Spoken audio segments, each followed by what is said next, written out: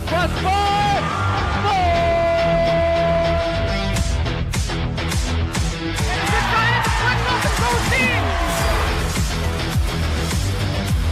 Crystal left fielder down for a base hit.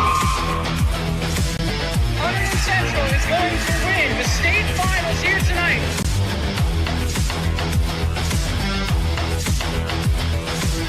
Mark it on the board. Touchdown, Red Devils. On the deflection. On the deflection. Hunterdon Central.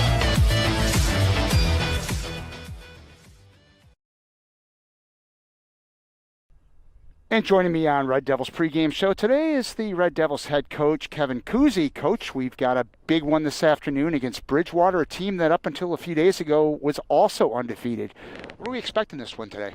Yeah, I think it's going to be an intense game. I think, expect their best pitcher to go against ours, in a tight conference matchup. I think this is, the biggest game of the season for us so far. I think with the most pressure on it, and I would say probably the same for them as well. We don't like to talk about the opponents so much, but this is a program in the last few years that really has struggled a bit, and this year they've got it clicking. What do you think it's going to be like for the Bridgewater Raritan Panthers to walk into this field, the hellhole, for tomorrow's game? Yeah, it's definitely going to be a little rowdy, a little intense, like it is for any team. But I think that they'll be coming in with a chipper on their shoulder. Like I said, we've gone there last couple of years. Beating them, I think they still probably have a little bit of a sour taste in their mouth, and then looking to try and get one on us. But it's going to be it's a tough environment to come down here and play, especially in a big game. Coach, I've mentioned before to you, I don't like to compare this team with past teams, as it's not fair. But this team clearly knows what it's like to win. What particular vibe has impressed you the most from this year's club so far? Just their resiliency, their ability to take the small challenges that we've had, put them on the shelf, and just keep plugging. It's a team that kind of has a short memory. When things don't go our way, they put it away and they're able to perform. I think that's the biggest reason why we're having the season that we're having. And especially with not a lot of seniors, that makes this team, to me, even more impressive. Agree? Yes, yeah. Good junior core on the field. They're, as much as they're performing and they're a good team right now, they're also still a young team. So to see that they're kind of growing and also having success at the same time is great. And lastly, Coach, Kyle McCoy is joining the ranks of the great Red Devils pitchers. Talk a little bit about what you've seen from Kyle this year and how he has impressed you. Yeah, he's got a little bit of it all. Got the good makeup to be a high-level pitcher, plus the good mentality. He's a bulldog on the mound, and he's a smart baseball player. You put it all together, he's really difficult to beat, and I think his best baseball is still way ahead of him still. Coach, good luck today against Bridgewater. Thank you very much. That was Red Devils coach Kevin Kuzy, as the Red Devils will take on the Bridgewater Panthers coming up next here on the HCV TV live stream. Welcome to Red Devils baseball here on HCTV. Today's matchup is between the Hunterdon Central Red Devils and the Bridgewater Panthers. I'm Nick Guzman alongside Dan Squicciarini. Dan, Central coming to this game 10-0 record. What are you expecting from this one? Nothing less than another victory, although this is going to be a tough matchup for them. Bridgewater Raritan, second best team in their conference. Central, they're ranked number 3 in the state by NJ.com, very clearly the favorites in the Skyline Conference. But again, there's always someone behind you, always someone trying to catch up and step up to you. And I think Bridgewater Raritan might be one of the only teams in their conference that can rival them. Seems like as this year has gone on, Central have just grown stronger and stronger. In the beginning of the year, the offense was a little bit stagnant, but it's just improved as the year's gone on. It's going to be Kyle McCoy on the mound today for Central. He's made 3 starts. All of them he's gone the distance. 3-0 record. With him, big, tall lefty, you're going to see him on the mound. Comes at the hitters with a little bit of a sidearm throwing angle. A little bit like a Chris Sale maybe, or Ryan Yarborough. So there's your flamethrower comparison. There's your soft tosser comparison. Creates a tough angle, and so far hitters haven't been able to figure him out. He's pitched 3 complete games, as you said. On the year, he's got a sub-1 ERA. It's .86, so he's got it working so far. A little bit more human last time out against Somerville. It was still a complete game, 8 hits in 7 innings pitched, 2 runs allowed. Those were his first 2 earned runs of the season. 10 strikeouts. I was here doing that game, and you could tell he was a little bit off, but even so, when he's a little bit off, he pitched a complete game. And that's how you know a guy like him, that's your ace. Even if he didn't have one of those days where it didn't have his best stuff, and he still was able to give you that kind of a performance, I mean, it just shows you the sky's the limit when he's on. And I think in this kind of game, close game, they're going to be facing one of the better teams they faced all season. Central's probably hoping that he's going to be on his game today. Central, as Dan said, ranked number 3 in the NewJersey.com rankings. Last time out, it was a victory against Hillsborough, 8-0, to get them up to 10-0 on the season. Jared Breidenbaugh, who's proved to be a very reliable number 2 starter behind McCoy, pitched 4 innings, got the victory. We're just about set to go here at Central. Umpires with some final words for the 2 coaches.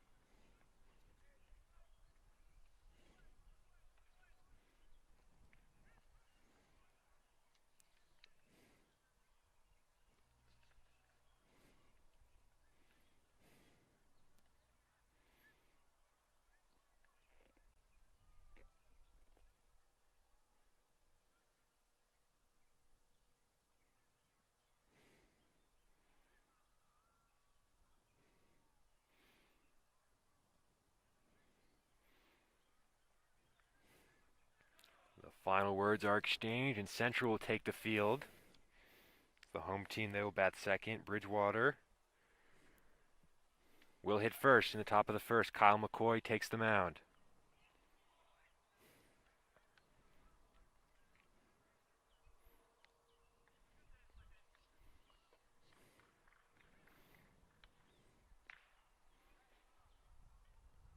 As for the defense setting up behind McCoy, Brandon Padre, one of the best hitters on the team, will be catching him from the outfield. It'll be Nick Ferry in left, Christian Patino in center, Logan Mason in right. Central's normal center fielder, Nick Zarzecki, getting the day off from the field. He'll be taking over DH duties. And in the infield, Dylan Brunetti at third base, Ryan Fasinelli at shortstop, Chase Moskowitz at second, and Chase Fisher at first base. Yeah, Zarnecki, as you mentioned, has been dealing with a little bit of a lingering injury so far this year. So he's been hitting some DH, so he doesn't have to play in the field. Leading off for Bridgewater is going to be Evan Goldberg, the second baseman, followed by Jake Hendershot in the 3-hole. Michael Fattori batting third as the third baseman. We are set to go here. Central against Bridgewater. Goldberg will lead things off for the Panthers.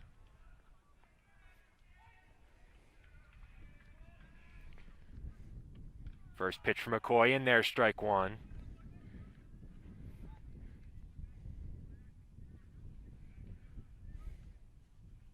Goldberg so far this year 13 for 33. Swung on and missed. That's very quickly strike 2.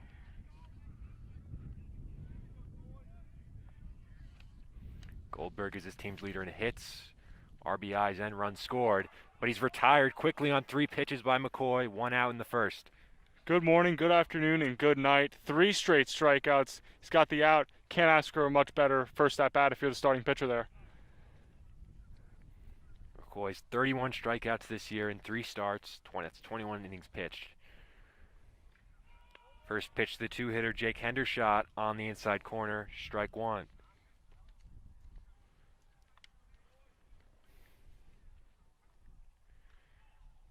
McCoy misses away there to Hendershot. Count is 1-1. Hendershot 11 hits so far this year in 33 at-bats. Got 4 RBIs to go along with that. That one crowds him. Inside, ball 2.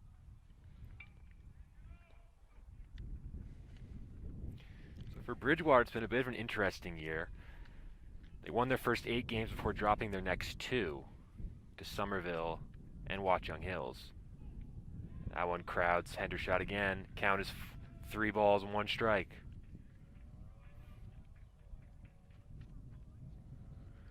The 3-1 popped up. That'll go back out of play. Count is full.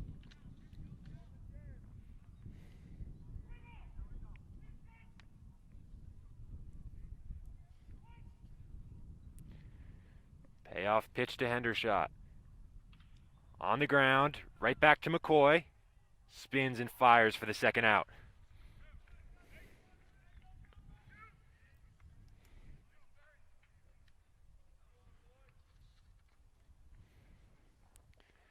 That'll bring on Michael Fattori, playing third base. Junior has got 11 hits so far this year and 37 at-bats. First pitch to Fattori, a little bit outside, 1-0. Fattori also has one of the 2 home runs the Panthers have hit this year. 1-0 misses up. 2 balls, no strikes.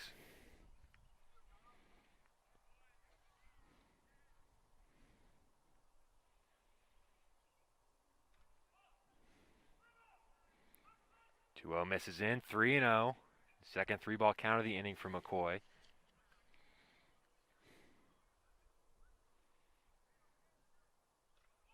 The 3-0 in at the knees. 3-1. McCoy's walked just 2 batters all year in his first 3 starts.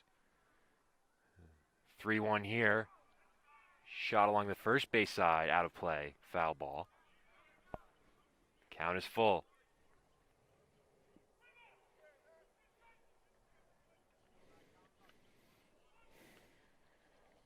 Three and 2 from McCoy. Fouls it off again, same place.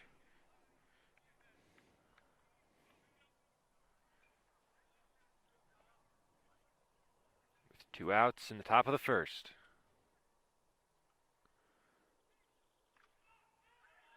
In there, strike 3 called. 2 strikeouts in the first from McCoy. Bridgewater goes down 1-2-3. Central will come to bat here in the bottom of the first. And what do you see from that first inning from Kyle? What'd you like? Oh, he looks as sharp as he always has, I think. Coming in, he got 2 not 2 straight strikeouts. He got first one was a strikeout. He do some soft contact on the second time, which was really good. And the third batter, although he fell behind 3-0, didn't give in. You know, got him to foul off some pitches, expand the zone a little bit, got right back in and dotted up for strike 3. So Central come to bat in the bottom of the first. Christian Patino will lead things off. Brandon Padres in the 2-hole. Nick Zarnecki is batting third. Behind him it's Fisher, then Fasinelli, Brunetti, Mason, Ferry, and Moskowitz in the 9-hole.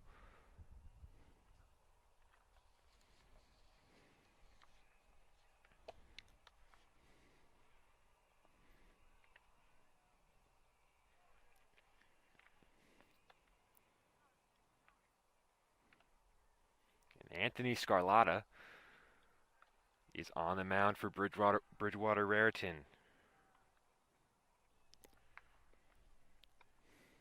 Scarlata so far this year has made 3 starts, 16 innings pitched, 13 hits allowed, 6 earned runs. That's good for a 3.38 ERA. 6 walks, 27 strikeouts. Hasn't pitched in 11 days though. That was against Ridge where he went 5 innings. 4 hits, 1 earned run, 1 walk, 11 strikeouts on 101 pitches. You'll see this guy, as you said, that high pitch count makes sense with a guy like him. As many strikeouts and walks as he gets, it's being a bulk pitcher, in my opinion. It's hard to keep your pitch count down when you need to throw at least 3 just to get that guy out, and he does that a lot. 2 of Scarlata's 3 starts he's thrown over 100 pitches. He's tossed the most innings so far for Bridgewater. And it's Christian Patino to lead things off. Patino playing center field.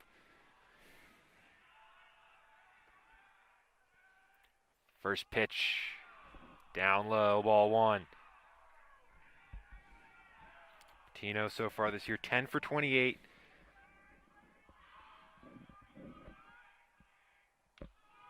One-0, dots the knees, 1 ball, 1 strike.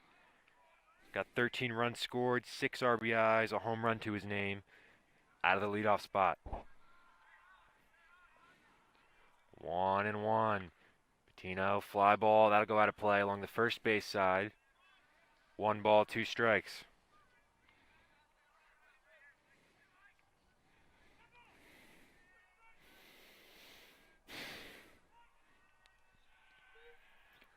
One and two from Scarlatta.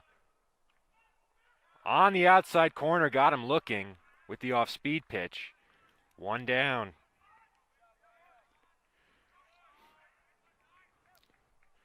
So it's a good leadoff strikeout for McCoy, and he gets the strikeout as well.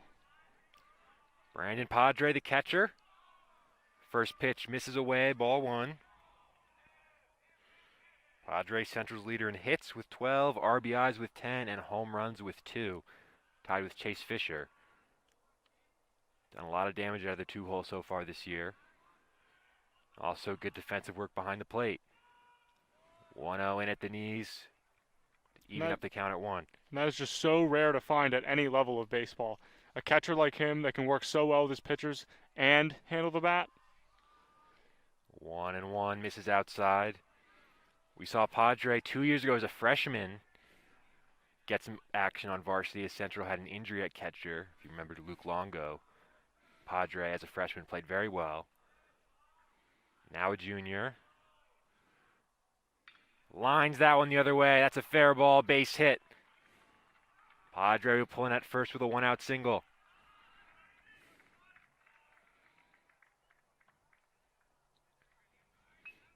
Central already applying the pressure on early. Going to have a runner up with the meat of the order due. So now it's Zarnecki. As I mentioned, he's been dealing with a nagging injury, so he's DHing again today. Fouls the first pitch back. Zarnecki, 7 hits this year, 21 at-bats, 8 RBIs to his name. We'll see how that injury affects him because he's been really good at the plate. I mean, the guy that got in center replacing him is not bad either, so if you can keep that bat in the lineup, you really want to do that if you can. One from Scarlatta misses up high. Count is even at 1.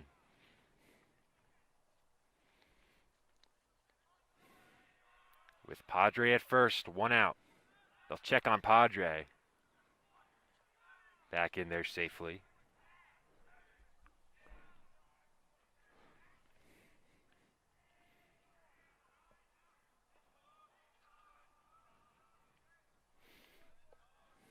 One to Zarnecki. Misses up and away, 2-1.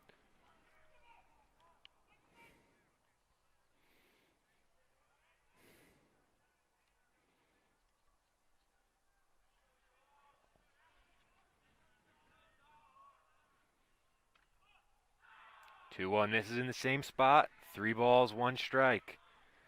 Central historically have dominated this matchup against Bridgewater. The last time these two teams played in 2019, Bridgewater came out on top with a shock 4-3 win. Another throw over from Scarlatta. Nothing doing.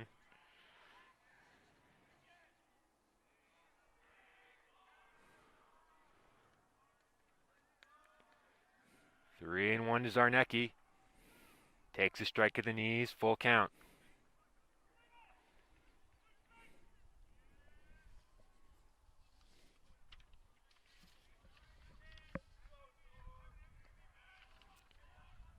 Padre at first. 3 and 2 to Zarnecki. Lines that one the other way, foul. Count remains 3 and 2.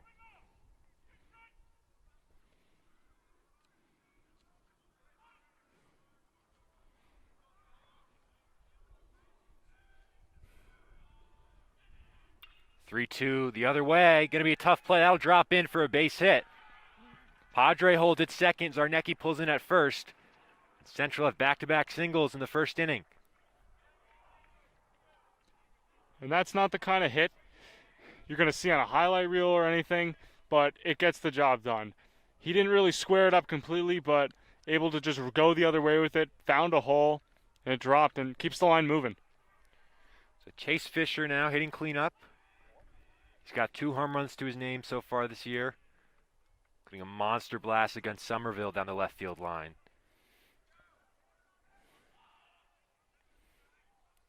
Fisher all told 11 hits so far this year in 25 at-bats and 10 RBIs to his name. That one catches the corner. Strike one. This kind of guy is just your prototypical cleanup bat player. I would say he's arguably the best hitter on this team, and now he's up in an RBI spot just as you draw it up. 1 ball, 1 strike. Scarlata misses away. 2-1. For Fisher, it's Ryan Fasinelli. With Padre at second, Zarnecki at first. Both of them singling off of Scarlata here in the first. A little half swing from Fisher. Evens up the count at 2. He's probably going to lock in now with 2 strikes. That looked like the kind of, I just want to hit something swing. Now 2 strikes is going to be a lot more selective with what he's going for. 2-2, fouls off the off-speed pitch to stay alive.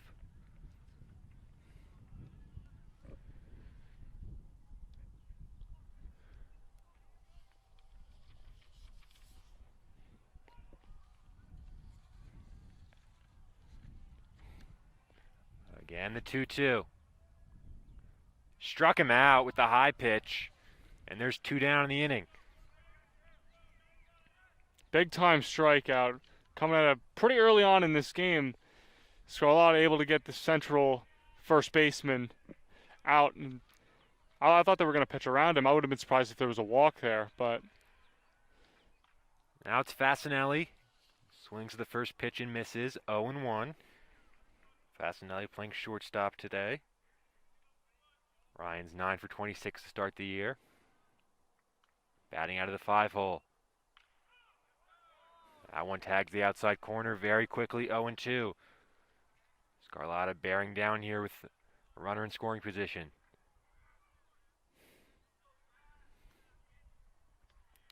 Oh, and 2 to Ryan Fasinelli. Misses upstairs. 1 ball, 2 strikes.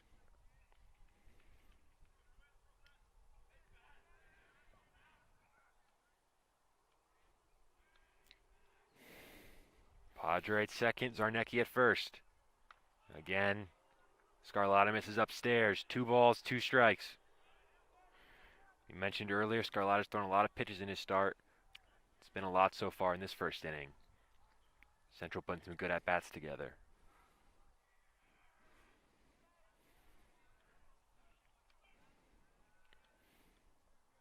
2-2 to Fasinelli. Lined right field. That's deep. Caught on the run. And that retires the side. So Central get 2 singles, but leave them stranded. We're scoreless after 1 inning here at Hunterdon Central.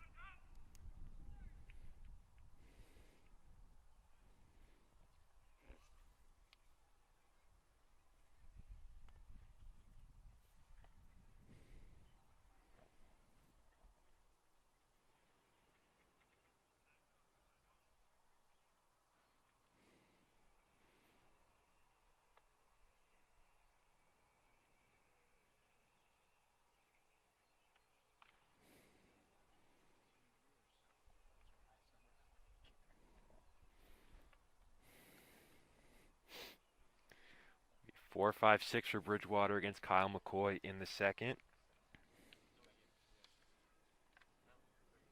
Aaron Santos, the shortstop. Nick Torrens, designated hitter. And Scarletta, the pitcher.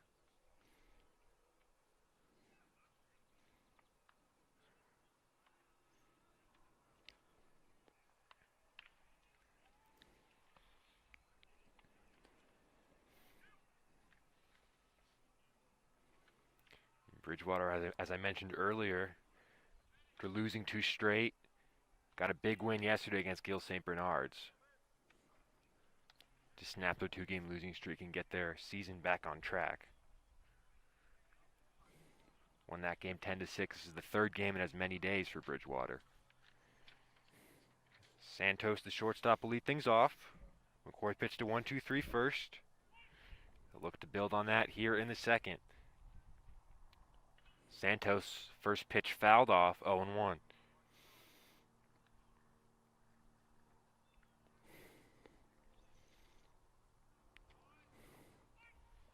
Santos this year, 8 hits so far, 32 at-bats. Takes a strike on the outside corner, 0-2.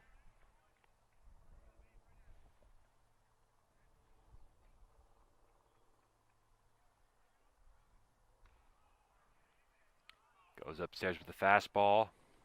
1 ball, 2 strikes.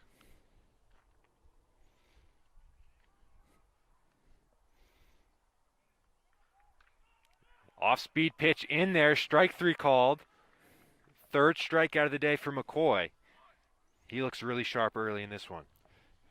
Just great sequencing in that at bat. Absolutely froze him on the third strike.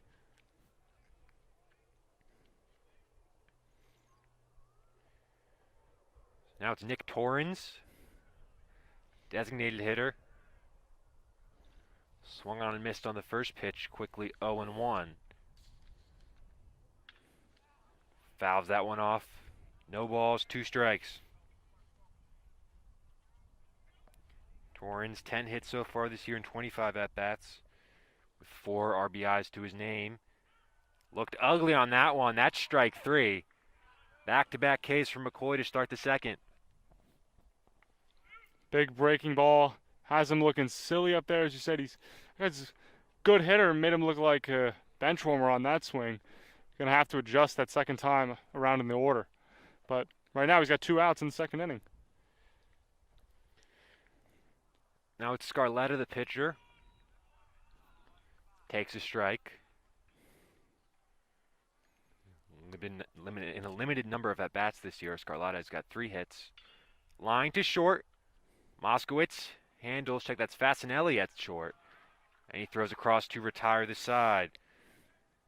1-2-3 for McCoy. He's rolling here through 2 innings.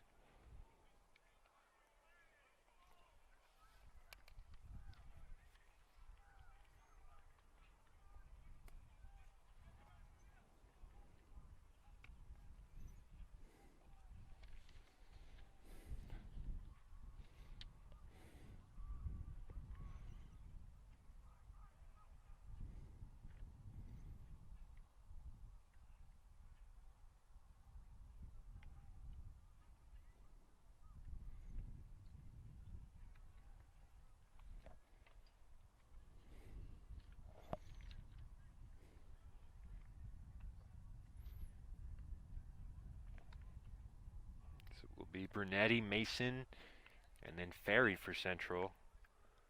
The bottom half of the second inning.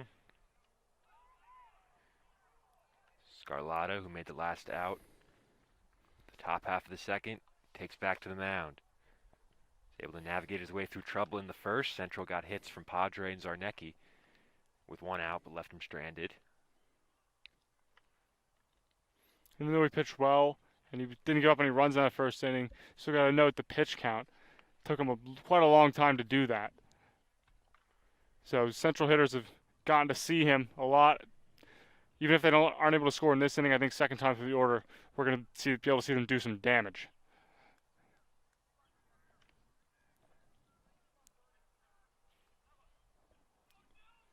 So it's Brunetti, the senior third baseman. And he's got 6 hits so far this year and 25 at-bats. 9 RBIs. He'll play college baseball next year at Montclair State.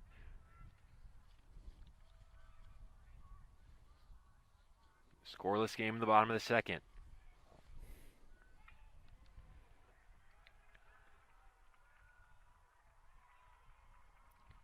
First pitch to Brunetti. Misses away. 1 ball, no strikes.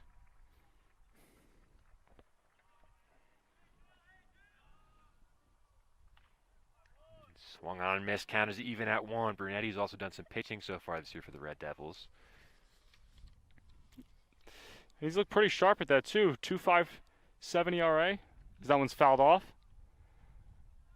2.57 ERA in 7 innings for him, so he's been a good option as a hurler. Yeah, the Central staff's been good behind McCoy. It's not just been McCoy striking people out. Jared Breidenball's been solid, as I mentioned before.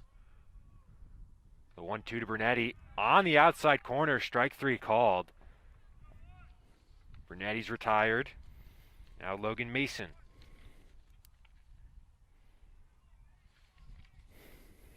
It's the 3rd strikeout of the day for Scarlatta.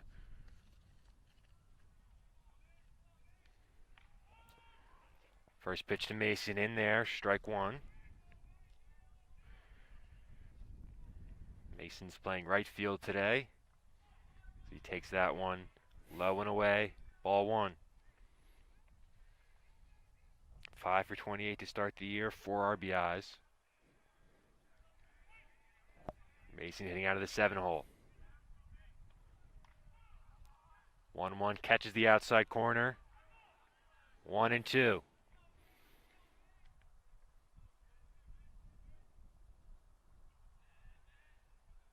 One, two, hot shot the other way. That'll go foul.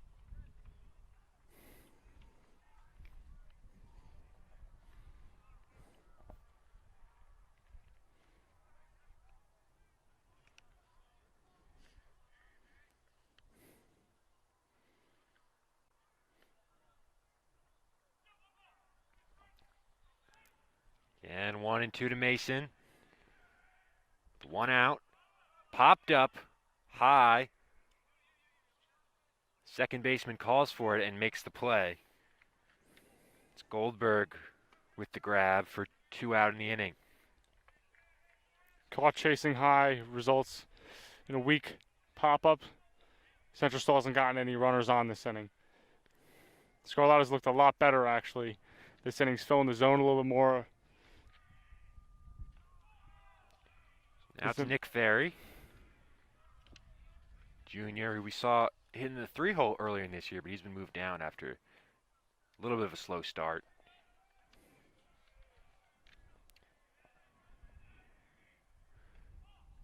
Ferry takes outside 2-0. Nick's a junior who he's already committed to play baseball at Seton Hall in college. But to start this series, 3 for 22. Bats here out of the 8-hole. 2-0, misses upstairs. 3 balls, no strikes.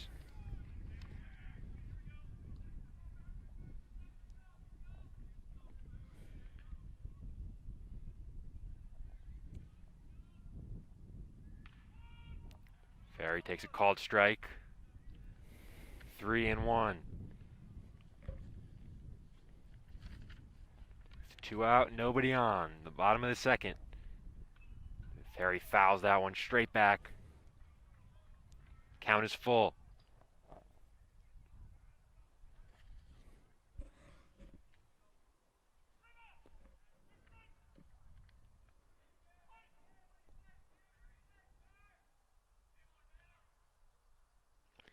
And misses inside, ball 4, Central of a 2-out base runner.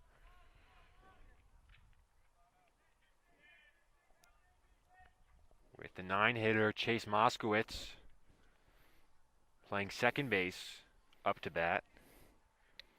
Moskowitz 7 hits, 24 at-bats so far this year. Ferry at first and 2 down. Takes a strike on the outside corner, 0-1. As you said, Moskowitz 7 for 24. He's kind of a second leadoff guy in this lineup. Got the walk with 2 outs, and now you have him and then top of the order up. One misses away, 1-1. And with 2 outs, if he puts a charge into one, Ferry's going to be moving, and the outfielder with wheels, he's got a chance to come around and score and get them that lead. They'll check on Ferry. Back in there safely. Ferry, one of the more aggressive base runners on the Central team. He's got 4 stolen bases on the season, but with 2 outs, I don't think that's the call. Misses up to Moskowitz, 2-1. We've seen Central cause a lot of havoc on the base path so far this year. Earlier in the year, we've seen games where pitchers have been thrown over and balls have gotten away, and Central have just ran havoc on the bases. 2-1, Moskowitz attacks the high pitch.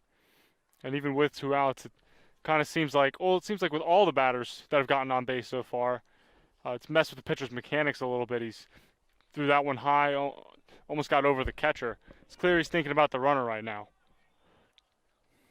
2 balls, 2 strikes with Ferry at first. Misses outside, he's running. Close play, Ferry's in there under the tag. He's safe at second base. And Central have a 2-out runner in scoring position. And I'm getting shut up right now. I just said a few minutes ago, or a few seconds ago, that I don't think he's going to be going there, but put a lot of faith in Ferry. They sent him, and he made it. 3-2 to Moskowitz, misses away. Ball 4. So Moskowitz will take the open first base. Back to the top of the order with runners on first and second. 2 down. That's just how things can kind of unravel as a pitcher. Scarlata was pitching really good, went right through the first 2 batters of the inning. He thought, great. Well, lets that guy on, steal, then another walk, and Central can make something out of nothing here. Misses away on the first pitch to Patino. Back to the top of the order for the Red Devils. He can do some damage here with a base hit.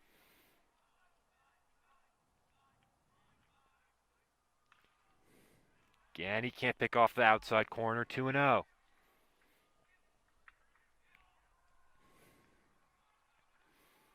With Ferry at second and Moskowitz at first. He attacked the 2-0 pitch, fouled it back. 2-1.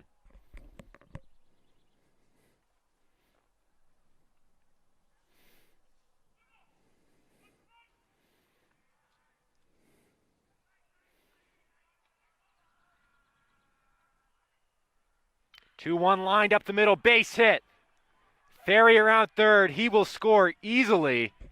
To third goes Moskowitz. It's an RBI single for Christian Patino, and Central are on top 1-0. And some big-time situational hitting. He gets the pitch over, gets ahead in the count 2-0, just stood there patient, took what the pitcher was going to give him. Then he gets the rope right up the middle, and now they got runners on the corners. Big 2-out rally here for the Red Devils. Started with the walk to Ferry, then the walk to Moskowitz, and as you mentioned before, the control issues come back to bite Scarlata. And that's where having any kind of speed on your bases is just so valuable. They say they got all these new stats now, but you can't measure a stat for ability to make the pitcher worry when you got a guy on who might be able to steal. Clearly that played an effect in this bottom frame of the second inning. So now it's Padre.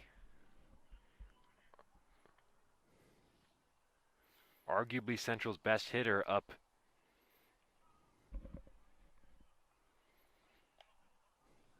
With runners on first and third. He's found himself in these situations a lot. Double digits in RBIs so far this year. He's been a big cog in the Central machine. And Bridgewater's going to make a pitching change here. Early on in this one.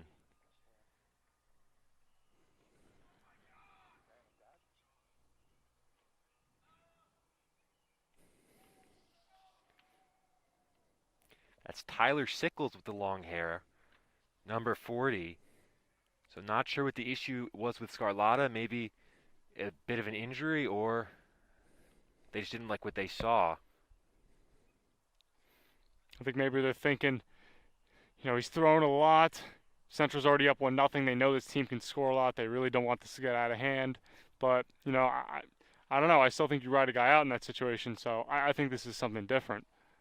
Yeah, I think there must have been some kind of issue or mechanical problem, because Scarlata's been their guy. He's thrown the most innings so far this year.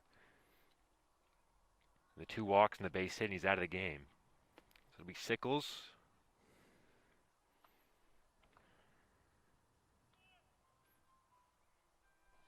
So for Sickles, he's pitched 14 innings to a 2.57 ERA. It's pretty good, but the whip of 1.5 is not very good.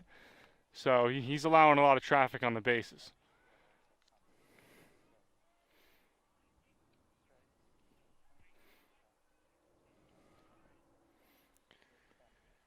So Sickles on the mound with Central still threatening, runners on first and third.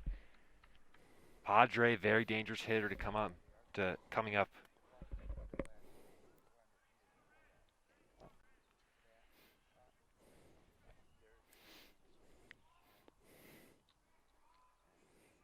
Perhaps this was their plan all along. They didn't want the Central hitters facing Scarlatta twice and being able to adjust to him. Well, whatever happened, it is Sickles in the game now. Misses low on the first pitch, 1-0 to Padre. With Moskowitz at third, Patino at first. 1 run already home in the second inning.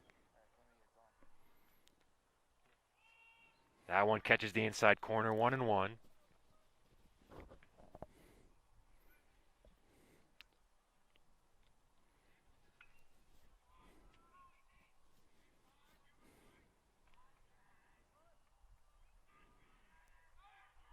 One. Padre, it's a high fly ball in foul territory. Gonna be a tough play, and it drops foul. A tough grab over the shoulder there. And this Central ball field is not going to pay you anything for trying to go over there and make that play. You're just getting near the batting practice apparatus as well as those bleachers. I mean, that's a big open space, this little slot, and you got a hill there you got to measure. So that plus the angle of attack, it's a tough play. Good if you can make it, but understandably that drops foul. The count is now 1-2 to Padre. Moskowitz on third, Patino on first. Swung on and missed, strike 3, so Sickles comes in and gets the job done. Limits the damage. Just a 1 run for Central on the RBI single by Patino. 1-0 Red Devils.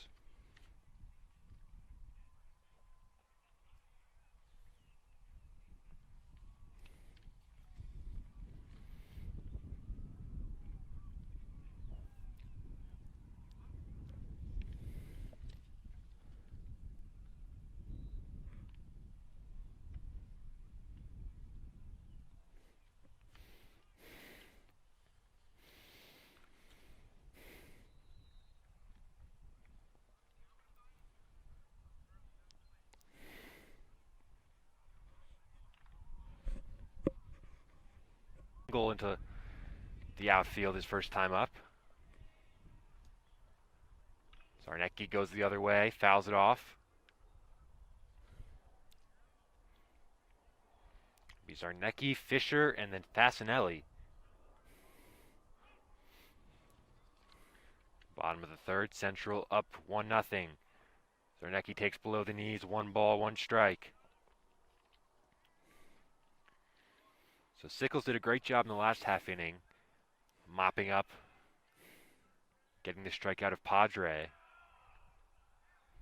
And that's what he's done best this year. I said he had the 1.5 FIP, but he's also averaging 1 strikeout over each inning. He's a little over 1 strikeout per inning pitched.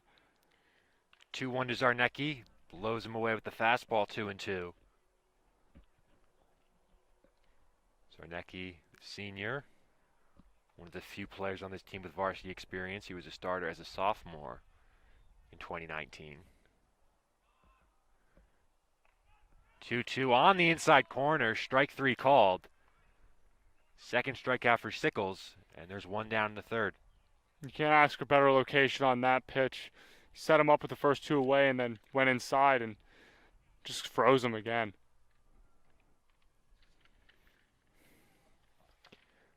Now it's Fisher, who struck out with men in scoring position his first time up. Takes a strike on the first pitch. Sickles with that long, flowing hair. Delivers a strike on the outside corner.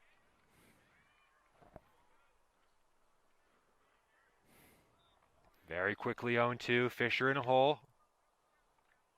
Missed away. 1 ball, 2 strikes.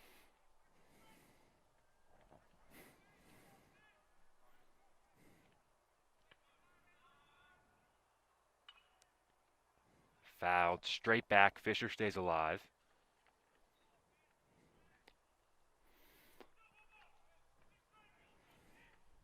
Fasinelli on deck.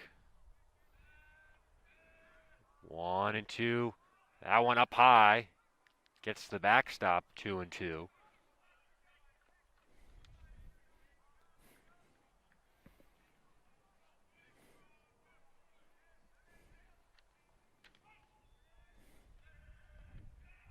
2-2 to Fisher. Breaking ball, hit in the air. Deep center field. Back, still back, and it's over his head and hops over the wall for a ground rule double. That ball just kept carrying and carrying. Fisher with the ground rule double.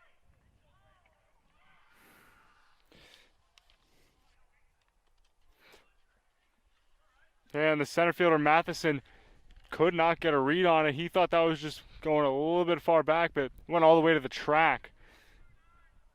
Ball just kept carrying. It was an absolute rocket off the bat of Fisher. It's a good call. It didn't look like he picked up the ball right away. And he just kept tracking it back and further and further.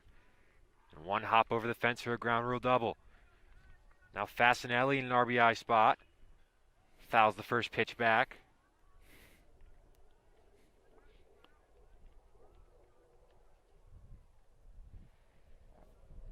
Fasinelli flew out to right field. His first time up.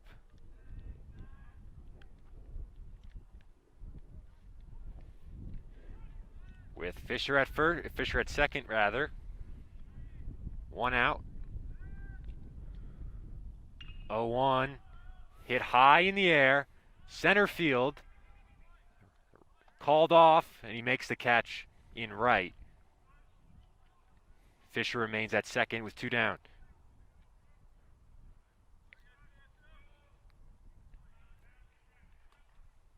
Big second out for Sickles. He's just one away from stranding this last runner. It's Jake Hendershot taking charge of that fly ball out in right field. Now it's Brunetti with a chance to drive in a run. Struck out in his first plate appearance. Fouls the first pitch back, 0-1.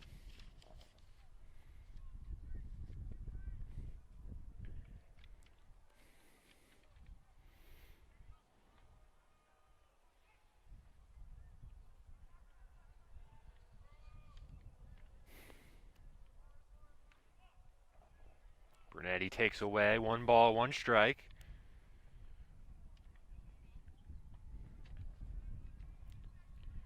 Sickles trying to work around the ground rule double from Fisher. Crowds him inside, 2-1. Brunetti can keep it going. It'll be Logan Mason after him. 2 down in the bottom of the third. That one misses away. 3 balls, 1 strike.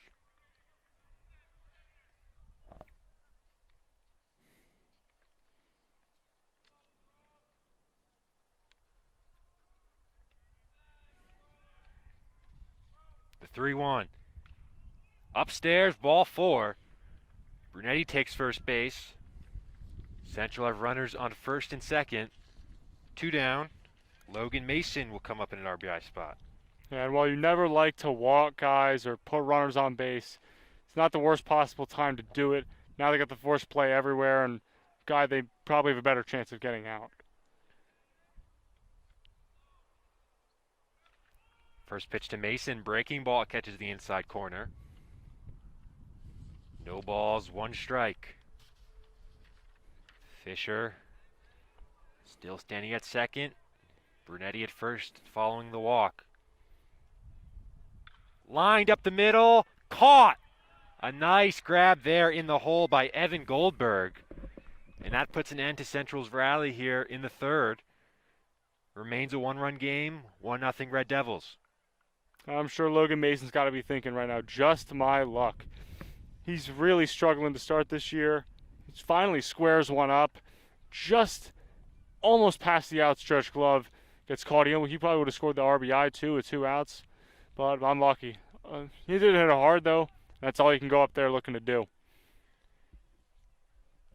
Remains a 1-0 game as we head to the top of the 4th inning. Kyle McCoy, perfect through 3. He's pitched a complete game in each of his 3 previous outings so far this year. Though heading into the 4th inning, this Bridgewater Raritan squad's going to take their second turn around the order facing him. So we'll see if any of the adjustments get made by these hitters. Maybe if they can even leave the infield. Yeah, 6 strikeouts for McCoy through the first 9 batters he's faced. Right. You're right, Dan. No balls left the infield so far. 2 grounders and a pop-up to first. The other outs besides the K's. I've seen a lot of pop-ups, though, that have gone foul. A lot of late pop-ups. So hitters are going to have to get their foot down early, second time facing him. We're top of the order. Goldberg, fresh off that nice snag at second base. Kept Central off the board in the third. Start the 4th inning. McCoy pours one in high. 1-0.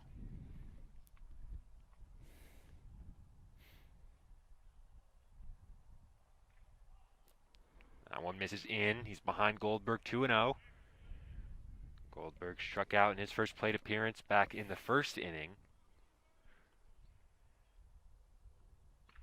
2-0, misses upstairs. Rare 3-ball count today for McCoy.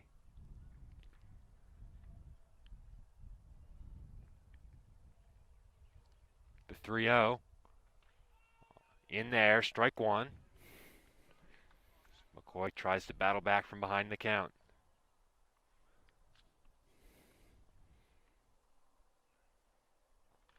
Three one, catches the inside corner, and the count is full. Even set up with 2 good inside pitches, and that's not the first time we've seen him fall behind 3-0 but come all the way back. The 3-2. Got him with the fastball. 1 down in the 4th. McCoy was down 3-0 in the count. 3 straight strikes. 7th K of the day for Kyle. And although it ended in a strikeout, that's still one of the better at-bats we've seen Bridgewater Raritan player put against McCoy. Now it's Hendershot. Takes a strike. Check that, takes a ball in the inside corner. Hendershot grounded right back to McCoy in his first at-bat. Chops that one foul, third. 1-1.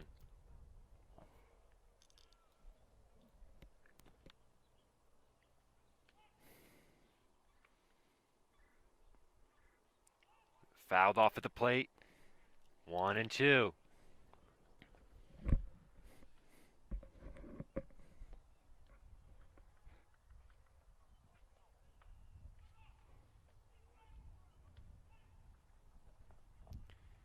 Bridgewater still looking for their first base runner of the day.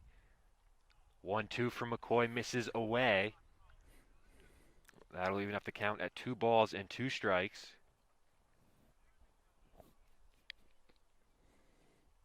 2-2. Got him on the inside corner. Another strikeout from McCoy, and he's just locked in right now. Yeah, he's gotten just about 2 strikeouts per inning up to this point, and second time through the order, he's looking at sharp. This is the top of the order he's making look silly right now. It's now the 3-hitter, Michael Fattori. Breaking ball in there for a strike. McCoy working at a very quick pace so far in this one, as he usually does, especially when he's rolling. Misses low that time, 1-1. Fattori, one of McCoy's strikeout victims back in the 1st inning. 1-1, hit hard, and that one is going to drop for the first Bridgewater hit of the day. First base runner, first hit for the Panthers. Maybe they've got something working here in the 4th. And the first hard hit ball, any other contact we've seen was either soft or way foul, so put a really good swing on the ball there, dumps it in for a hit, and still got 2 outs though, but maybe they can make something happen. Still just a 1-0 game despite all the scoring chances Central have had so far. First pitch to the cleanup hitter, Aaron Santos, bends in for a strike. Santos struck out in his first at-bat in the 2nd inning. With Fattori at first. First time McCoy had to deal with a base runner. Swung on and missed, strike 2.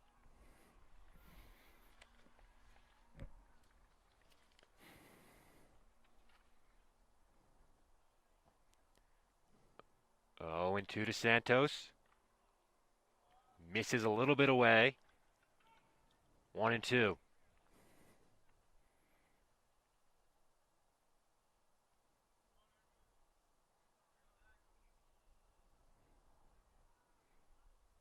1-2 off speed pitch.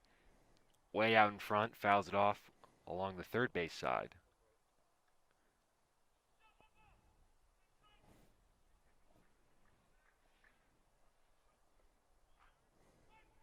Still the count 1-2 to Santos with Fattori at first base. On the inside corner, strike 3 called. McCoy works around the hit, his third strikeout of the inning.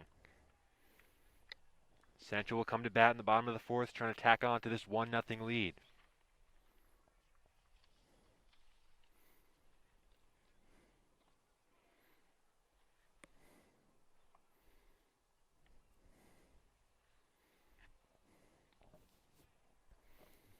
There's 9 strikeouts for McCoy through 4 innings pitched.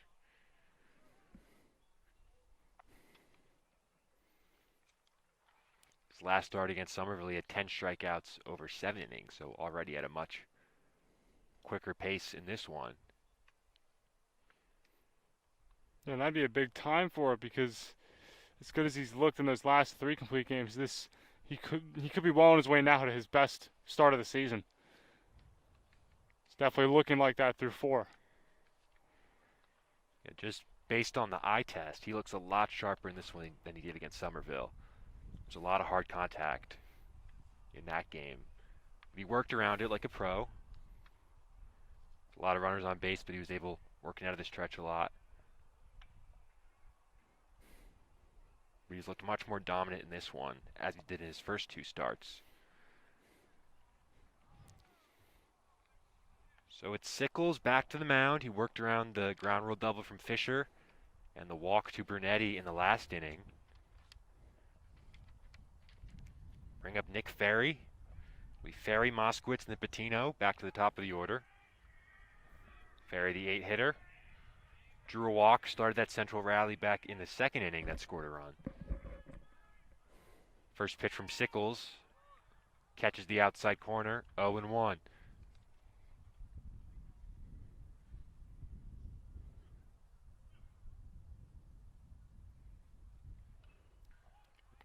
Fights off that pitch, 0-2.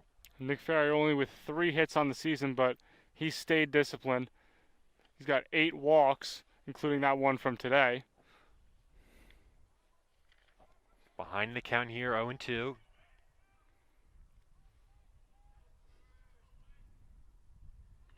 Check swing foul. Ferry stays alive.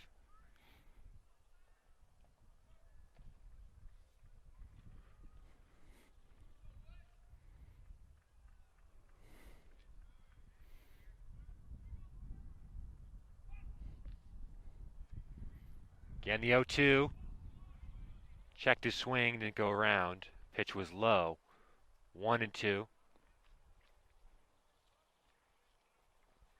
The bottom of the order that facilitated Central's run-scoring rally in the 2nd, with walks from Ferry and Moskowitz following him. 1-2. Ferry gives that one a drive.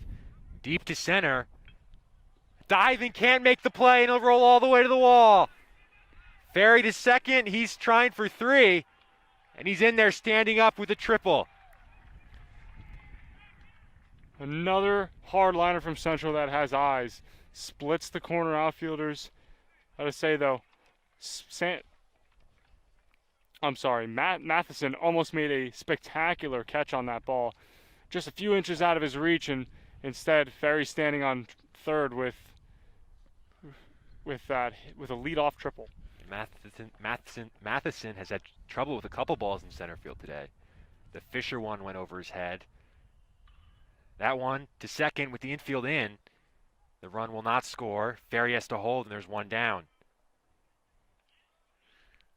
Bridgewater recognizing with McCoy on the mound, you got to save all the runs you can get.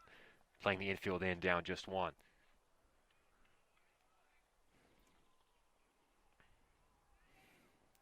So now it's Patino.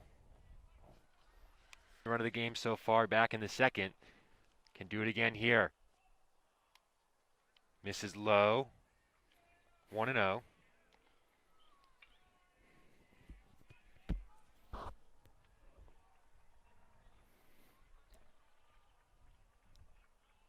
1-0 from Sickles, hit him. And a free pass for Patino. Runners on the corners, 1 out. Padre up to bat in a big spot. Control historically has been an issue for Sickles. He's allowed 8 men on base via the walk so far this season. That's going to be his second hit batsman as well. So now it's Padre. Came up in a big spot in the last inning. That was Sickles' first batter that he faced. Sickles was able to get the better of him.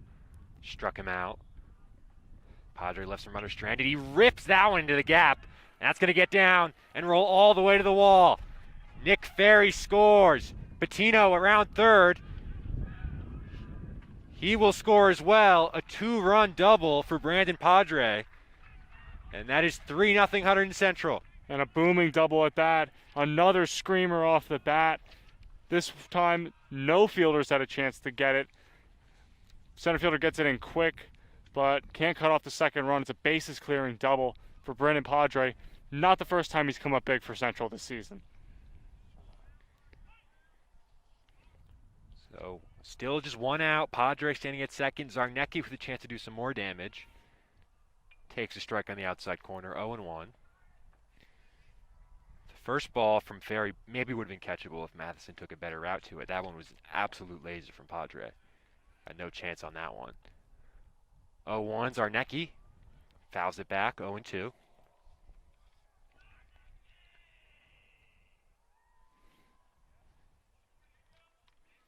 Padre, as I mentioned earlier, Central's leader in RBIs. Those were his 11th and 12th of the year. 0-2 to Zarnecki. Sits upstairs, 1-2.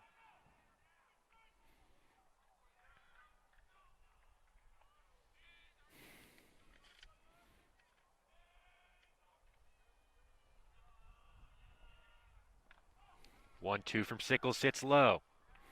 After Zarnecki, it will be Fisher. With still just 1 out in the 4th inning, Central extending their lead to 3-0.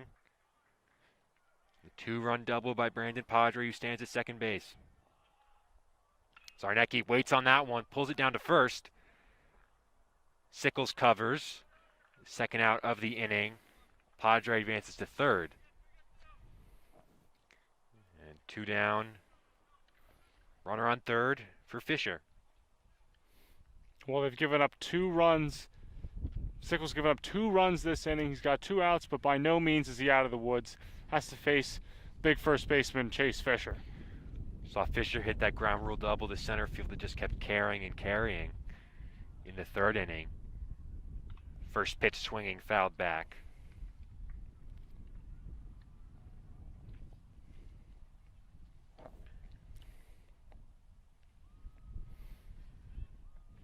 Oh, and 1 the count.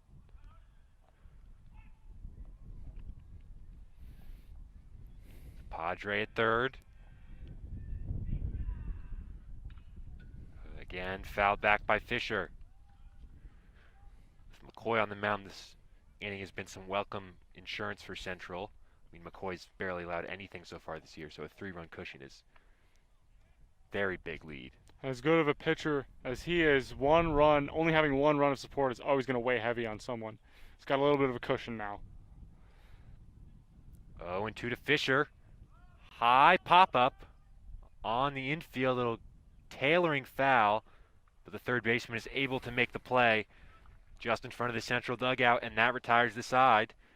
Not before the 2-run double from Brandon Padre puts Central on top 3-0 as we head to the 5th.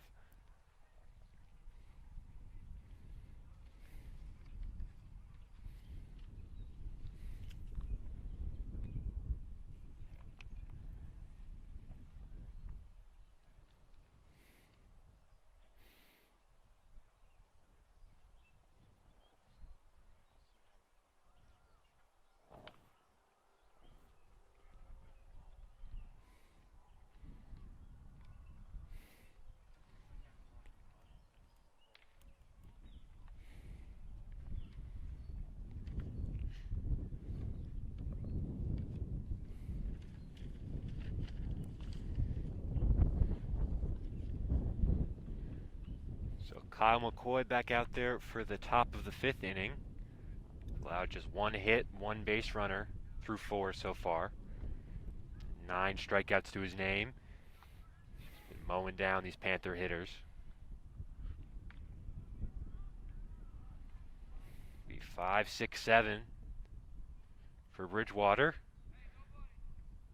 As they try and fight back from 3-0 down.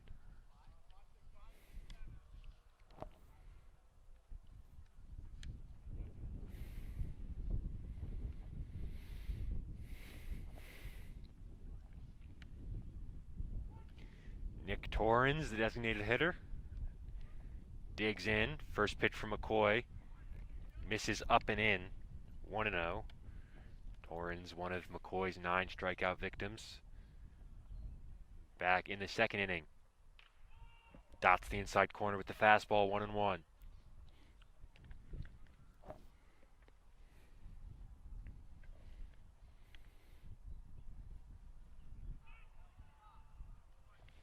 Swung on and missed on the pitch in the dirt. 1-2 the count to Torrens.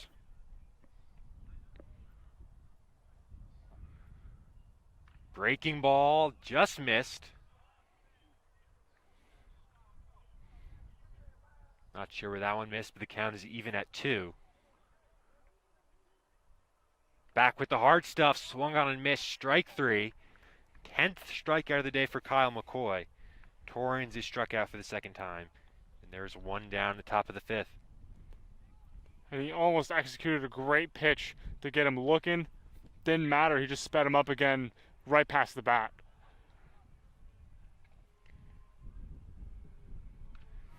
Now Sickles, the pitcher, batting in Scarlatta's spot. I think it must have been an injury to Scarlatta then if they took him out of the game. Hitting as well. Sickles only 1 at-bat so far this year. He's hitless. Against McCoy, he's probably going to have a pretty rough time up there.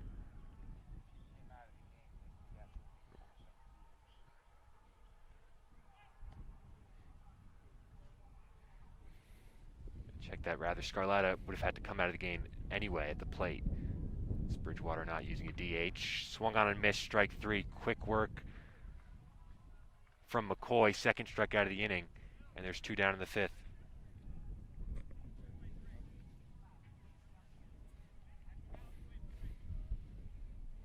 It's 11 Ks now from McCoy. They keep piling up.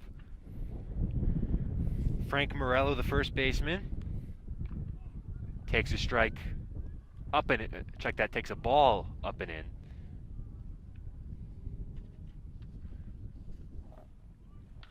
That one right back to McCoy, fields his position perfectly, and throws to Fisher to retire the side. Another easy inning for McCoy. It's 3-0 Central as we head to the bottom of the 5th. PFPs is what they call them. Might have saved a hit there.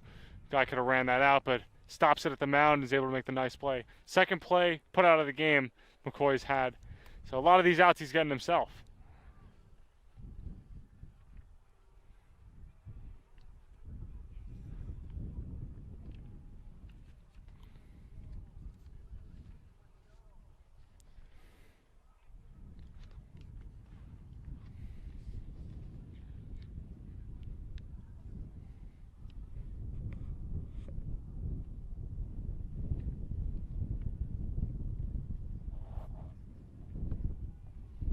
Fascinelli, Brunetti, and Mason for Hunterdon Central at the bottom of the 5th.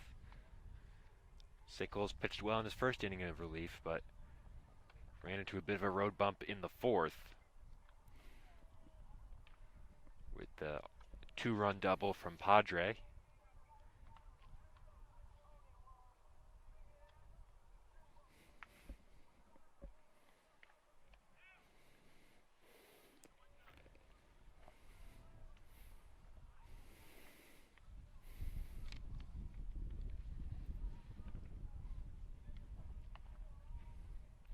This game, Central are back in action against Ridge on Saturday morning. They have a 3-0 lead here over the Panthers. Fascinelli to start things off in the bottom of the 5th. Sickles. Long air deals. Showing bunt was Fasinelli. Pulled it back in time. And the pitch missed low for ball one.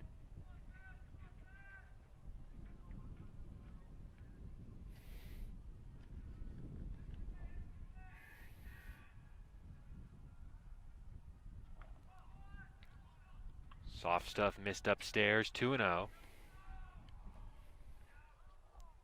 Fasinelli followed by Brunetti and Logan Mason. 2-0. Chopped foul along the third base side. 2-1.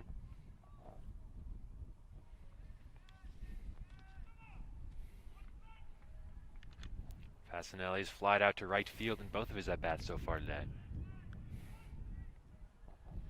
2-1 from Sickles. Again, he shows bunt. Pulls it back and the pitch misses up.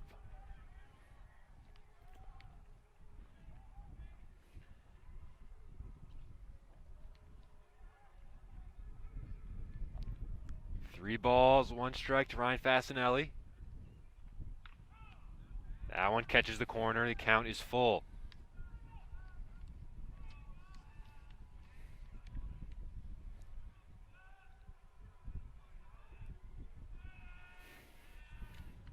Three-two. Way upstairs, ball four. Fasinelli on at first with leadoff walk. A Central look for even more insurance in the bottom of the fifth. Dylan Brunetti, who struck out and drawn a walk today, 0 for 1.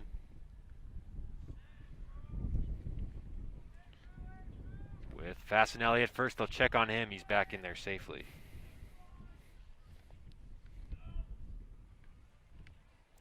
Fasinelli with 5 stolen bases so far this year. That leads the team. He fakes like he's going on that one, and it's popped foul. Back out of play. 0-1 to Brunetti.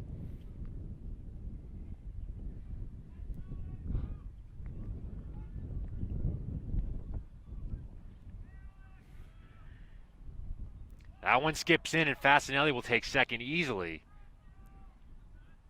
Central with the runner in scoring position, nobody out. Brunetti at the dish.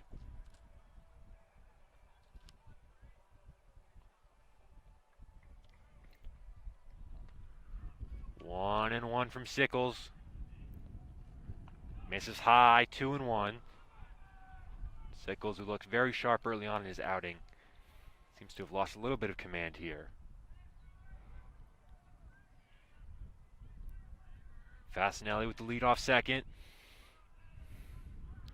Brunetti swung on and missed. Strike two. Count is even.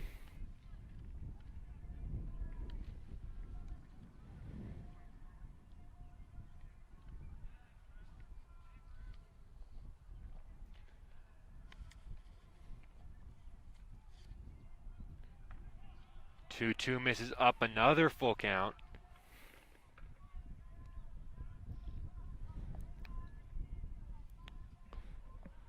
With Fasinelli standing at second base. 3-2. Brunetti lines one through the hole, base hit. Fasinelli to third. He'll be held up there. Brunetti pulls in at first to take second on the throw home. That missed the cutoff man. Misplay there by Bridgewater, and Central have runners at second and third. Some heads-up base running by Brunetti there to get into second base. Now Central doesn't even have to worry about the threat of the double play. Got some of your better hitters coming up. Good situation to get some runs on the board and really put this game out of reach. Now Logan Mason, the Panthers will play the infield in, already trailing by 3 runs in the fifth. Runners on second and third. First pitch breaking ball way upstairs. 1-0.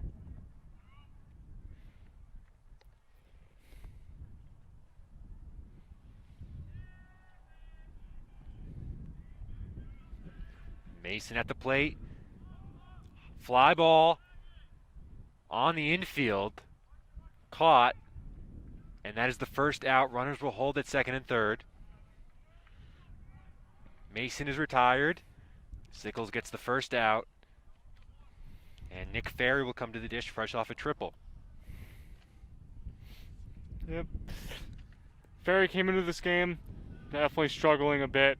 As you said, he was batting third earlier in the year, got moved down, but came up with a big hit last at bat. He's got another chance to get in some RBIs. That's got to feel good. First pitch to Ferry.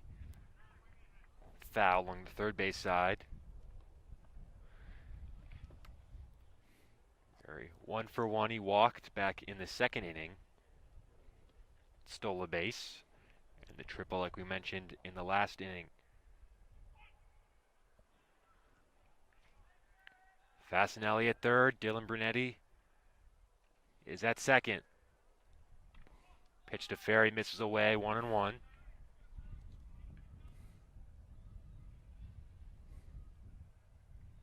He's got 4 RBIs to his name so far this year. Got a couple more with the base hit. 1-1 from Sickles. Fouled off from Ferry.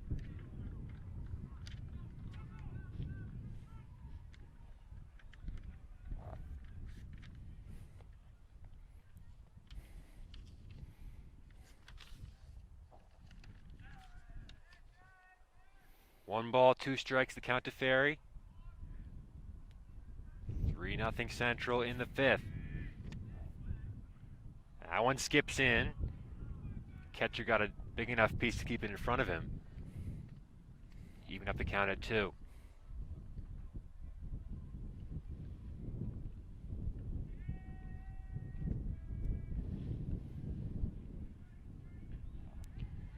Two and 2 to Nick Ferry.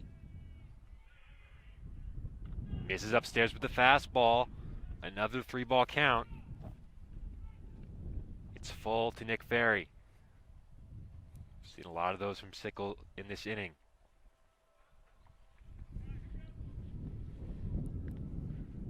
Three and 2, 1 out.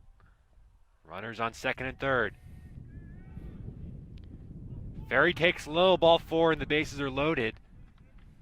Another good at-bat by a Central hitter. Sickles seems to have lost his command a little bit here. Bridgewater's going to call the mound visit. Perhaps he'll settle down Sickles. It doesn't look like they have anyone warming up right now, but maybe that's going to change. All I know is that 3-0 or 3-0 right now. The bases loaded, 1 out. Big chance for Central to completely break open this game.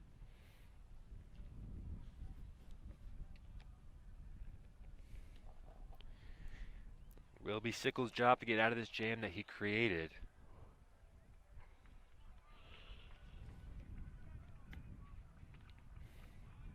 It is Fasinelli at third, Dylan Brunetti at second. Nick Ferry standing on first base. Chase Moskowitz, the 9-hitter, who's walked and grounded out today, has a chance to do some real damage with 1 out in the 5th. And Sickles misses away. 1-0.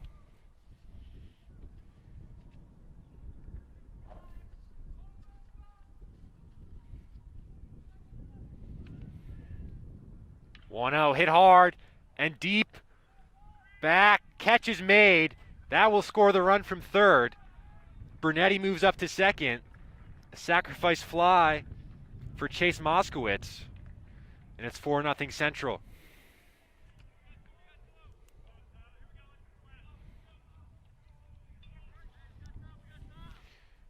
But a nice grab by Bryce Myers in left to make it. Keep that to just a sacrifice fly. Could have been a lot worse if that got over his head. Especially now we can feel the wind blowing a little bit, but again, he made a pretty acrobatic catch on that. These balls really are just carrying out into the outfield today. It's a really rough day to be an outfielder. So still it's first at third. Stealing is Moskowitz, and he's in there safely. And there's 2 in scoring position still. Back to the top of the order with Patino.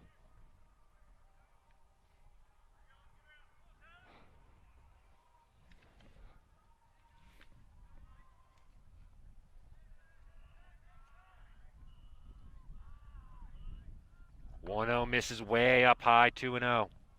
And now this last out to get just got a little bit tougher after that steal because now the only force play is going to be at first.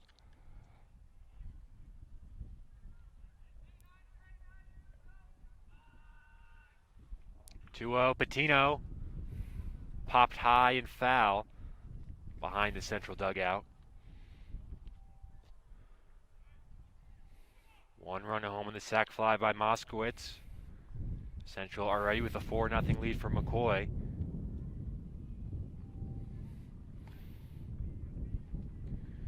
Patino already with 1 RBI today. Breaking ball, nice pitch. Went around, 2 balls, 2 strikes. Best breaking ball you've seen in a while from Sickles. And it comes at the right time. He's only a strike away from getting out of this inning with pretty minimal damage. 2-2 to Patino. Runs that one inside. Another full count. Sickles having to do a lot of work here in relief of Scarlatta. 3-2. Runners on second and third. In the dirt, ball 4. And they're loaded again. Brandon Padre, who had the big 2 RBI double, can do some more damage here.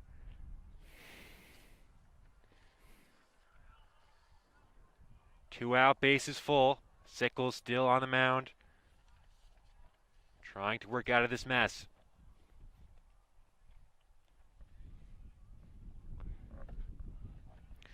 First pitch to Padre. Misses off the outside corner, 1-0.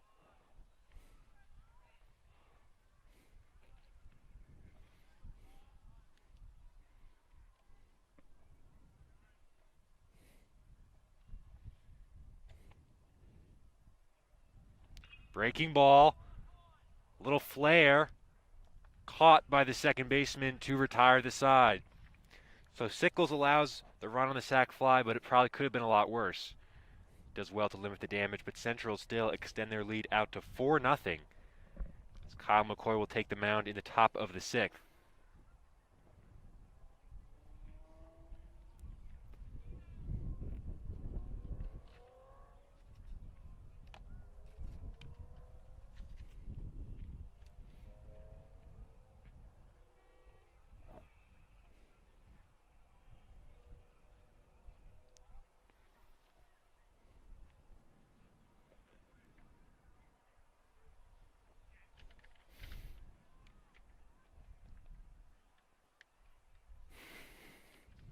The rate he's going right now, it looks like McCoy is on track for another complete game in this one. Dan, what have you liked about his performance so far out there on the mound? It's just been pure domination. His stuff has looked outstanding today. I mean, he struck out 9 batters, a little over the first time through the order. So, didn't even face that many batters. He struck out 9 of them. Like, that's crazy. And even then, his pitch count hasn't even been that high. His innings have been out there, been pretty quick. Not really allowing many base runners. I think he's going to he's definitely on pace to finish a complete game and do it comfortably.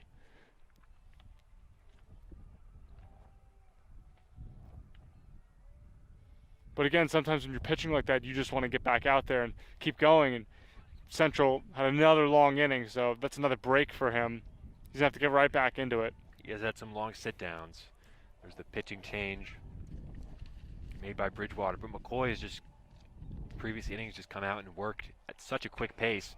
First pitch swinging, popped up. Ferry calling for it. He's there. He makes the grab. 1 pitch, 1 out. Bryce Myers is retired in the 6th. I mean, not what you were hoping for coming into this inning for Bridgewater. You at least want to make him work a little bit. His pitch count's been looking very good in this game, and another easy out. Salinger, the catcher now. Struck out on 3 pitches in his first at-bat. First pitch from McCoy missed, as is that one. He's behind the count 2-0.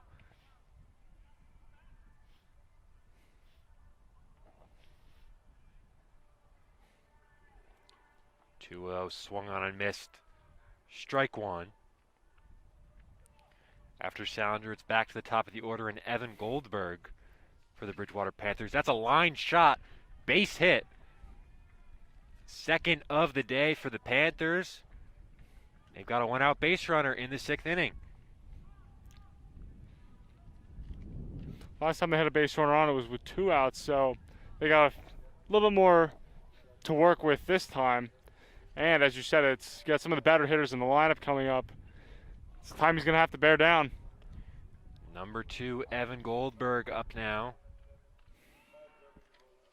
First pitch in there on the inside corner, strike 1.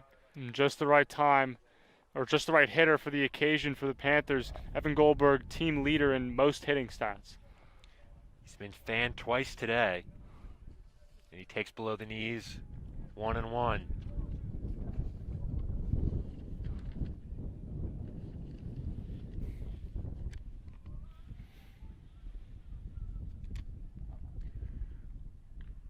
One breaking ball in there, strike 2.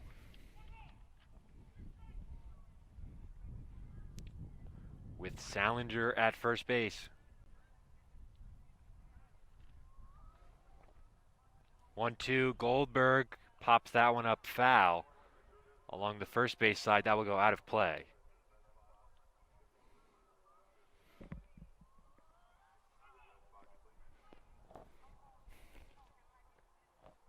Again, the 1-2 pitch from McCoy to Goldberg. Got him swinging. Another strikeout for Kyle McCoy. There is 2 down in the 6th inning. Bridgewater running out of outs. They got a runner on still, but they only got 4 more outs to get these 4 more runs on the board to tie this game. It's the 12th strikeout of the day for Kyle McCoy.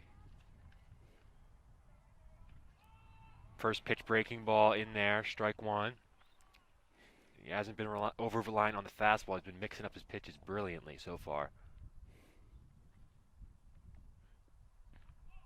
More soft stuff, misses away. 1-1.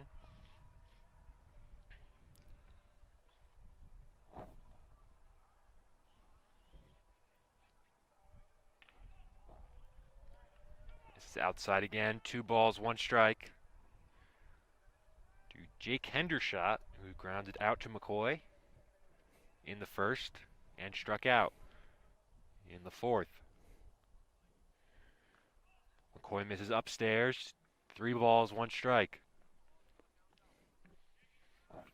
If Hendershot can keep it going, it'll beat Michael Fattori, who is one of the 2 hits for Bridgewater so far today. That one popped foul, count is full.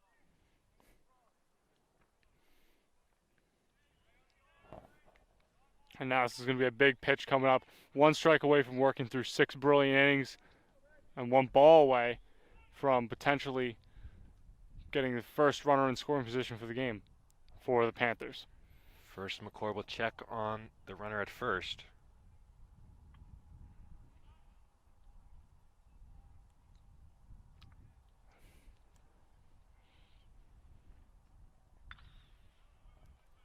Carved foul by Hendershot. You see that fastball still has plenty of life on it. Hitters in the 1st inning were fouling it off behind the bullpen, or sorry, the dugout, and they're still doing that in the 6th inning. Again, the 3-2 pitch from McCoy. Lined up the middle by Hendershot, base hit. Played on a hop and thrown in by Patino. And Bridgewater have something working here with 2 outs. Runners on 1st and 2nd. And he may have went to that well a few 2 times. Hendershot, great hitter. He's able to adjust to the fastballs he's been given. Line one up the middle for a clean single. And the Panthers got their first runner in scoring position of the game. So now it's Fattori, who struck out today and had a hard hit single back in the 4th. 3 hits now today for the Panthers. First pitch on the outside corner. Strike 1.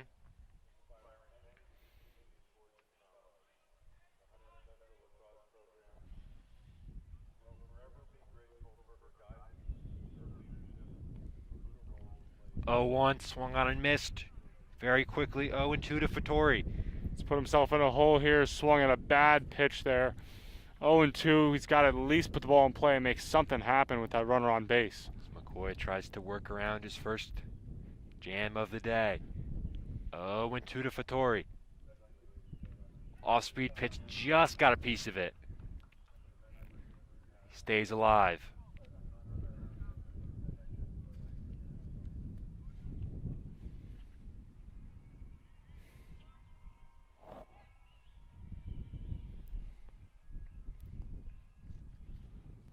And the 0-2. Breaking ball. Got him swinging. Side retired. McCoy gets out of the jam. He's through 6 scoreless. As Central try and tack on up 4-0 in the bottom of the 6th. And that's what I mean when I said on the pregame, he's very comparable to Chris Sale. Ran the slider right in on him. That deceptive windup, you can even get a good hitter like that to swing at something on the inside half.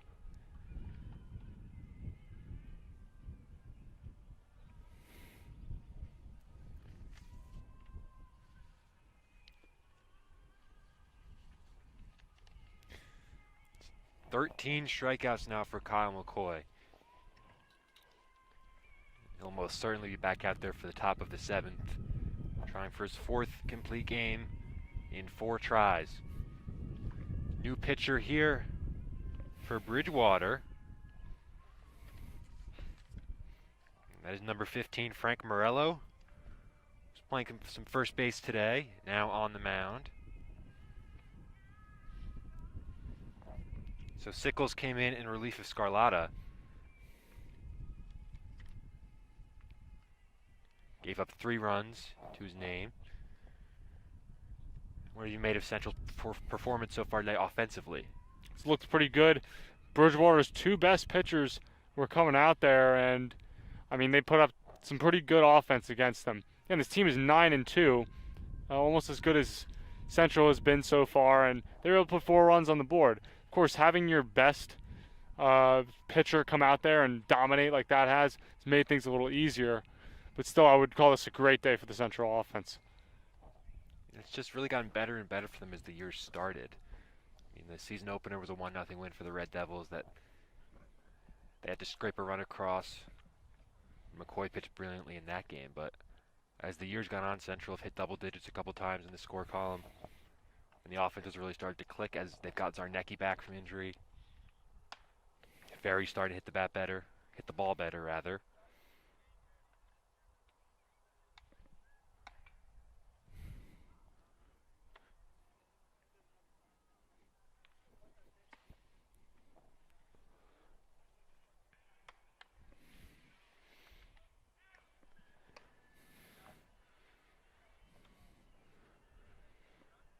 Central up 4-0, the bottom of the 6th.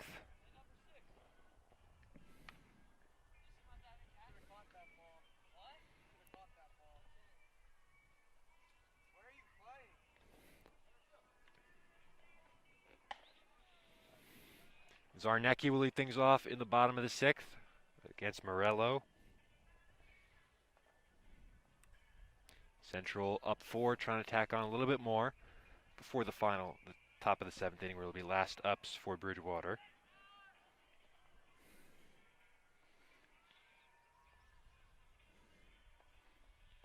First pitch to Zarnecki, a little dribbler. That'll roll foul, 0-1.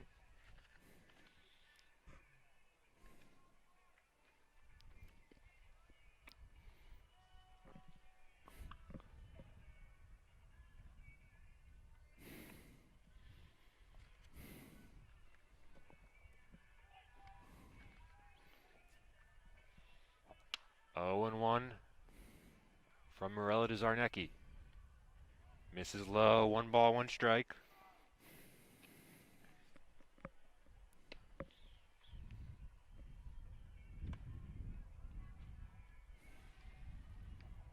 Zarnecki followed by Fisher and Fasinelli in the bottom of the 6th for the Red Devils. 3rd pitcher of the day for the Panthers. Zarnecki grounds 1 to first, fielded well, and he will step on the bag to retire Zarnecki for the first out.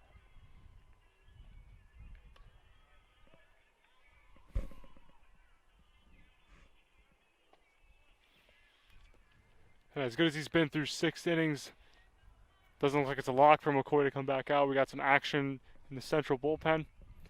It's Logan Mason coming on. He has not given up a run in his appearances so far this season. I will say we did see Mason in a game other week against Somerville. After 6 innings, Mason did a little warming up, and McCoy stayed out there for the 7th inning. First pitch in there, first strike to Fisher. Got a ground rule double to his name today to deep center field. And he's quickly behind in the count 0-2. If my stats here are correct, this is the first pitching assignment of the year for Morello.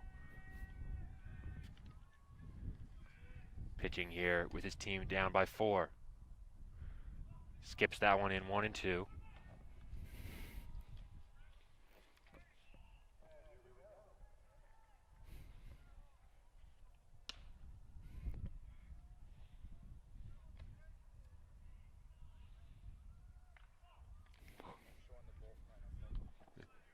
see Logan Mason warming up here for Central.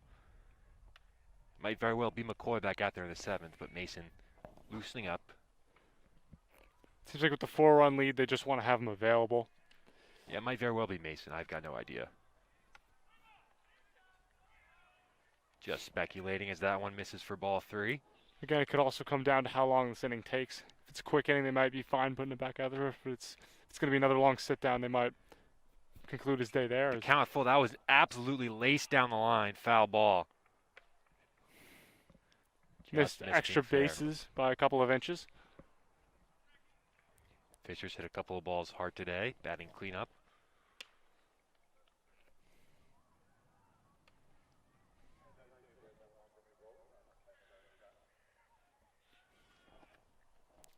Count is 3 balls, 2 strikes from Morello to Fisher.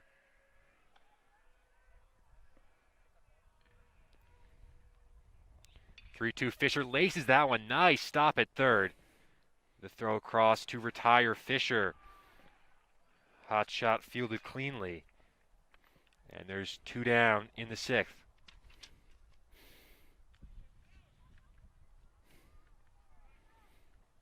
Number 7, Michael Winchok into the game at third base.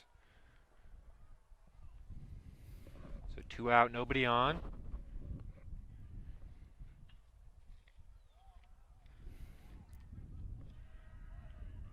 Morello, chance to get through his first inning of the year unscathed. First pitch, it's up. 1-0.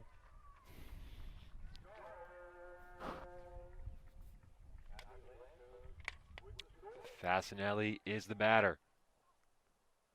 Morello misses upstairs, 2 balls, no strikes.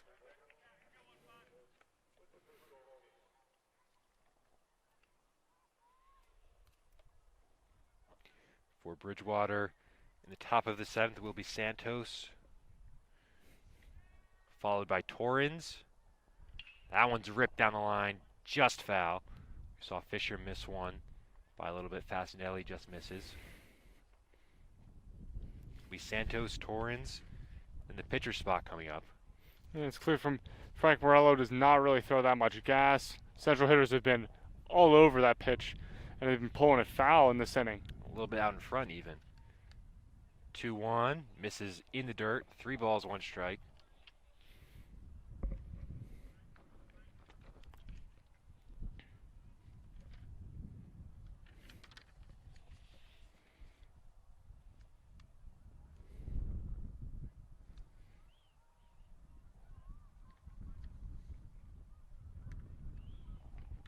Swung on and missed, and the count is full.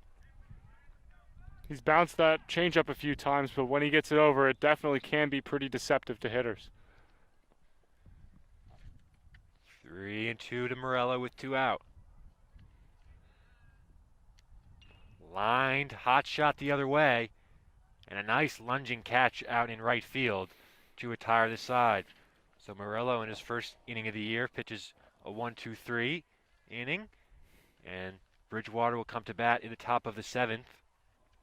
Down by 4 runs, last ups for the Panthers. They've really had nothing going on offense so far today.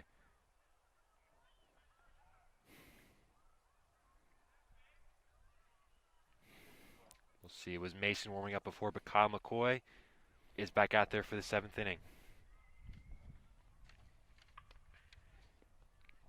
And why not? He hasn't given up any runs. He's looked really good. His pitch count's probably in good shape. He's gone the distance a few times, so he's going to get another chance to do that. Oh. Check, that's not McCoy Actually, in the no, game it isn't. anymore. That is Mason. the righty. So McCoy's streak of complete games comes to an end here. He goes just to 6 innings. 13 strikeouts to his name, a completely dominating performance. So although it's not a safe situation, Logan Mason's still coming on to close this game out. In 2.1 innings, he's registered a 0 ERA, but he's given up a hit and a walk for a whip of 9.52. Looked pretty good so far.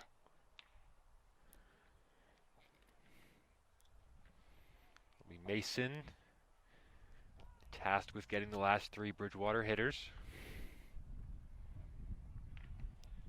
And Santos, Torrens, the designated hitter, and then the pitcher's spot.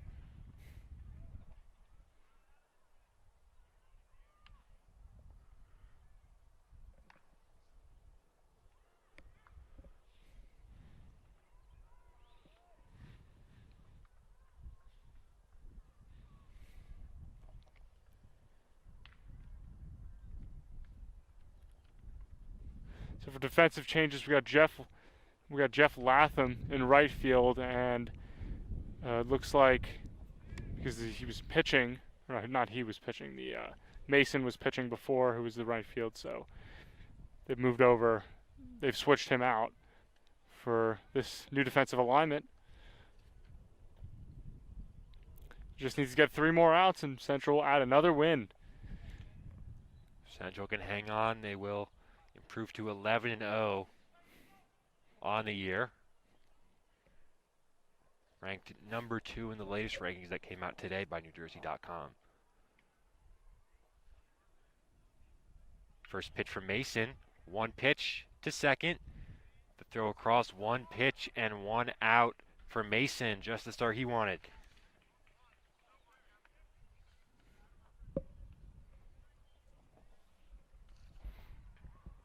So Santos retired. This is now Nick Torrens, designated hitter who's been K'd twice. Mason, the right-hander, pours a fastball outside, ball 1.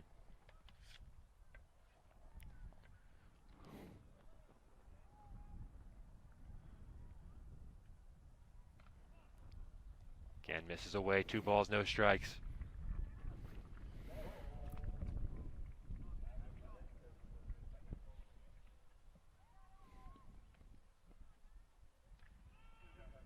Tuo catches the inside corner to Torrens. 2 balls, 1 strike.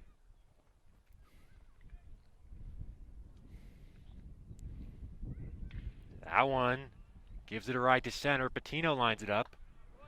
Makes the grab, 2 down, and the Bridgewater Panthers are down to their final out.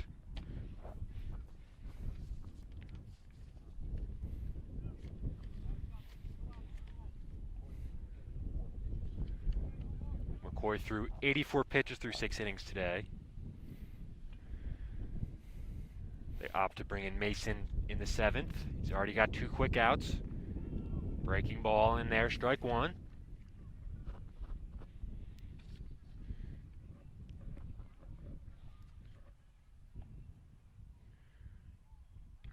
Bands another one in there, and it's very quickly 0-2, and Bridgewater are down to their final strike. 1 more pitch from Mason. The 0-2.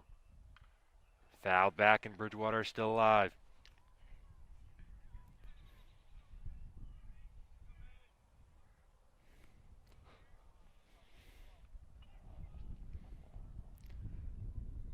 Once again, the 0-2. Inside, ball 1. Panthers stay alive momentarily.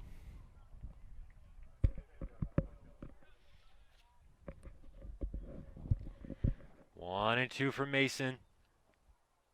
Got him swinging with the high heat, and that will do it. Here from Hunterdon Central, the Red Devils defeat Bridgewater 4-0. Kyle McCoy, 6 excellent innings, 13 strikeouts. 2-run double from Brandon Padre. RBI single for Patino. Dan, your final thoughts here. Just another really well-played game. Central Devils have been an absolute machine this year. Not really many surprises here. Yeah, stay tuned for an interview with Kyle McCoy, who pitched another brilliant outing today. The streak of complete games ended, but that doesn't really matter. They 6 got the win. innings, 13 strikeouts. He's 4-0 now. I wouldn't say he was shaky in his last start against Somerville, but he was a lot more human. Yeah. This one he looked, again, incredible. Here comes Kyle McCoy. What? Just to take this off.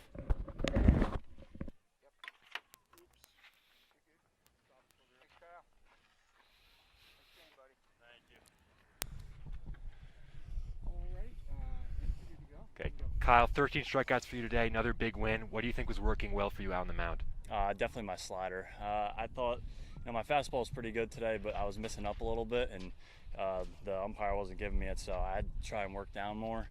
And then when I got in and got them back in the count, I was able to throw my slider for strikes a lot today. So I definitely was more confident to my slider than I've been all year. So yeah, they lined you up a little bit last game against Somerville, had some hard hit balls. How do you think you rebounded from that start, even though you pitched very well then too? I don't know. I kind of just flipped the page, just took it as another game, another day, another chance to go out there and dominate. I don't really try to harp on anything too much. I mean, they were a good hitting team, so I just kind of took my back pocket, said move on, and came out here with the same mentality as they did every other game. You guys are 11-0 now. What can you say about how this group is playing? Oh, it's great. I mean, we started off a little slow, but then the bats really picked up, and we've been swinging it really well, and it shows. We've been getting a lot of runs. Maybe 4 doesn't look like it, but we were spanking the ball today. So I'm really proud of the way we've come back, hit pretty well, and we've been pitching great. So all around, we've been doing everything good. Okay, thank you, Kyle. No problem. That was Kyle McCoy, another great outing today. 6 innings pitched, 13 strikeouts. I'm Nick Guzman here alongside Dan Squicciarini, and that will do it here from Hunterdon Central. Final score, Red Devils 4, Bridgewater nothing. Central improves to 11-0 on the year. They're back in action Saturday morning against Ridge. Thank you so much for tuning in to HCTV Live.